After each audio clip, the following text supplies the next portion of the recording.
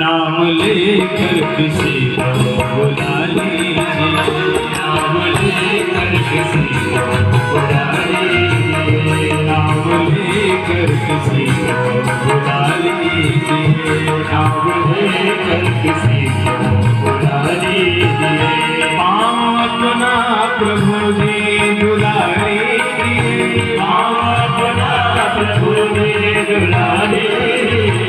बात छोटी है सिर्फ मिला दीजिए, बात छोटी है सिर्फ मिला दीजिए।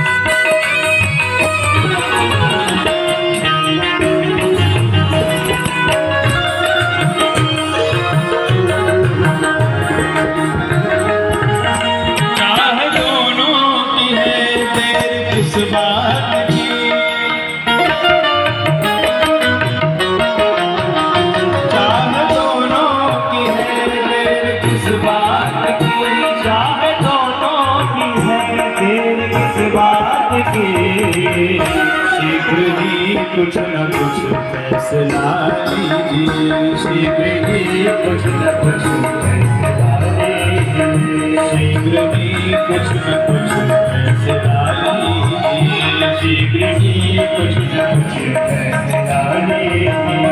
पाँव अपना प्रभु जी बुला लीजिए, पाँव अपना प्रभु जी बुला लीजिए। बात छोटी है सिर्फ हिला दीजिए, बात छोटी है सिर्फ हिला दीजिए, बात छोटी है सिर्फ हिला दीजिए, बात छोटी है सिर्फ हिला दीजिए, बात छोटी है सिर्फ हिला दीजिए। बोले राघवेंद्र सरकार की। केवट आनंद से भगवान के चरणों को धोने लगा, भगवान के एक चरण को धोया, भगवान ने चरण को पीछे किया, दूसरे को धोया, भगवान ने फिर पीछे किया। केवट ने कहा प्रभु शरण आगे दीजिए। भगवान ने सोचा हो सकता है कोई मनोती मान के रखा होगा, 3 बार धोएंगे, भगवान ने आगे कर दिया। अब केवट बार बार भगवान के चरण धोए। भगवान ने कहा भैया कितनी देर धोएगा चरण? केवट ने कहा जब तक आपके चरणों में धूल लगेगी। भगवान ने कहा तुमने तो कल्याण कर दिया भाई, ऐसे तो 14 साल तो पैर धोता रहे, धूल तो लगी जाएगी। केवट ने कहा एक उपाय है प्रभु। क्या? बोले दोनों चरण रख दीजिए कठौते में। अच्छा अगर मैं गिरूंगा तब? बोले गिरने लगिएगा तो दोनों हाथों से मेरे सिर को ही पकड़ लीजिएगा। राघवेंद्र सरकार ने दोनों चरण रख दिए कठौते में, और जब डगमगाए तो अपने संभालने के लिए भगवान ने केवट के सिर को पकड़ लिया। जो भगवान अनंत कोटि ब्रह्मांडों को संभाले हुए हैं, भक्ति की महिमा तो देखिए, वही भगवान अपने संभालने के लिए केवट के सिर को पकड़ रहे हैं।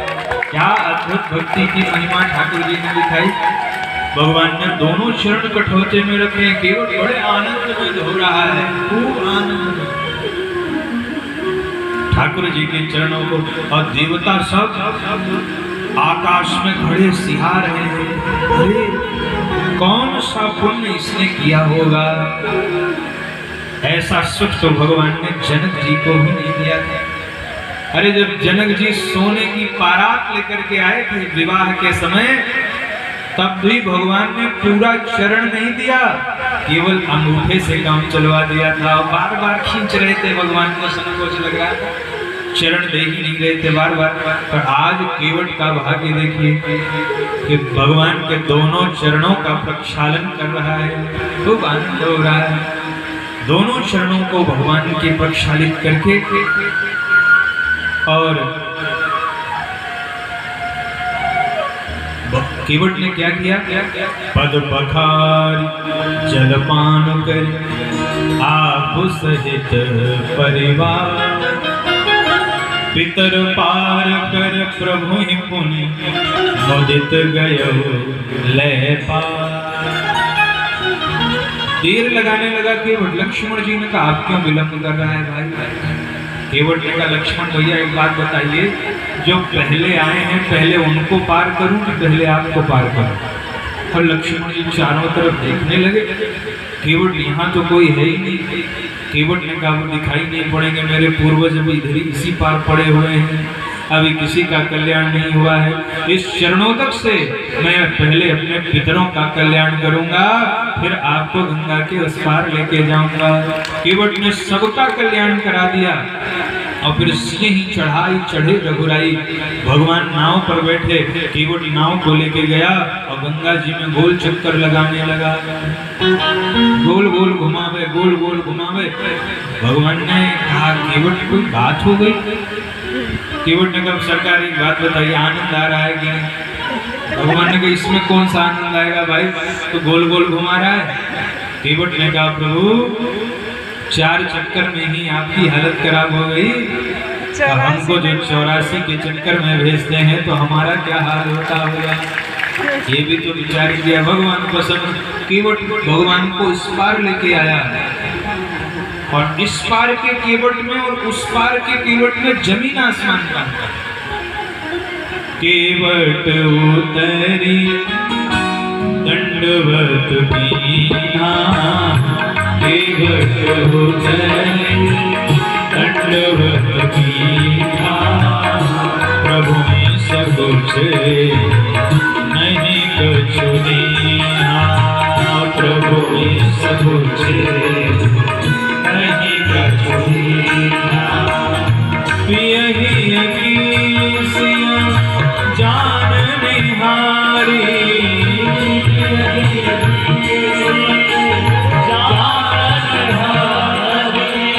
मन मुदरी मन मुदित उतारी, मन मुदरी मन मुदित उतारी। कहे वो कृपाल देहु तराई, कहे वो कृपाल देहु तराई। कहे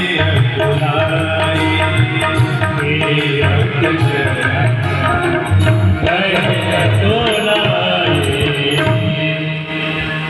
केवट ने भगवान को दंडवत प्रणाम किया।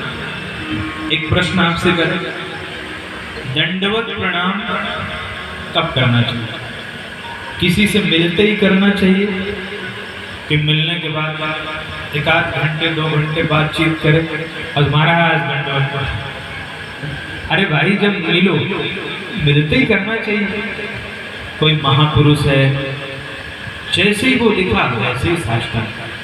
केवट ने भगवान को मिलते ही प्रणाम नहीं किया, गंगा के इस पार आकर के प्रणाम किया। केवट उतरी दंडवत कीन्हा, मिलते ही तो नमस्ते भी नहीं किया, राम राम भी नहीं किया। भगवान ने कहा केवट नाव ले आओ। केवट ने कहा नहीं लाऊंगा। और और वही केवट गंगा पार करके भगवान के चरणों में साष्टांग प्रणाम कर रहा है। ये है केवट के स्वरूप में परिवर्तन। ये क्यों हुआ? केवट ने सोचा अगर पहले ही साष्टांग कर लूंगा तो इनके साथ हंसी मजाक कैसे करूंगा। वही साष्टांग करने का मतलब हुआ कि समर्पित कर देना अपने आप को। हम जब किसी को साष्टांग करते हैं इसका मतलब हमने अपना सब कुछ आपको समर्पित कर दिया। तो जब सब कुछ समर्पित कर दिया तो हंसी मजाक कहाँ से, सरकार को प्रसन्न कैसे करूँगा। इसलिए पहले तो केवट ने प्रणाम भी नहीं किया, लेकिन जब हमारे प्रभु प्रसन्न हो गए, खिलखिला करके हंस पड़े, केवट ने सोचा मेरा जन्म लेना सार्थक हो गया। अब इस बार आकर के वही केवट भगवान को साष्टांग प्रणाम कर रहा है। प्रसन्न भगवान ने तुरंत सोचा अरे इसको मैंने उतराई के रूप में कुछ नहीं दिया। और जैसे भगवान के मन में भाव आया, किशोरी जी ने अपनी मुद्रिका उतार करके भगवान के हाथों में दे दी। अब भगवान ने उस मुद्रिका को लेके केवट के सामने कर दिया। यहाँ दो तीन चीजें आप देखिए। यहाँ सीता माता का सतीत्व देखिए। उत्तम पतिव्रता कौन? जो बिना कहे पति के मन के भावों को जान जाए। सीता माता ने मुद्रिका उतारी और ये सामान्य मुद्रिका नहीं है, ये वो मुद्रिका है जो मुँह दिखाई के रूप में भगवान श्री राम ने किशोरी जी को प्रदान करी थी। ये वो मुद्रिका है, ये वो मुद्रिका है जो कर मुद्रिका चोरी चित ली, जो राम विवाह के समय भगवान राम की उंगलियों में शोभायमान हो रही थी। ये सामान्य मुद्रिका नहीं है। और उसी मुद्रिका को किशोरी जी ने सोचा अगर मेरे पति को संकोच हो तो ऐसी मुद्रिका रख करके मैं क्या करूंगी। मुद्रिका को दिया और भगवान के हाथ में ऐसे दिया कि कोई देख नहीं पाए, मतलब लोगों को ये ना लगे कि देखो अपनी पत्नी से लेके दे रहे हैं। इसलिए किशोरी जी ने भगवान के हाथ में रख के मुट्ठी बंद कर दिया और भगवान ने उसी मुट्ठी को आगे बढ़ा दिया। कहे ओ कृपाल ले हो उतराई। भगवान ने कहा केवट ये उतराई नहीं। भगवान राम के चरित्र की उदारता देखिए और बाजी मान ले गया केवट यहाँ। केवट चरण गहे अकुला।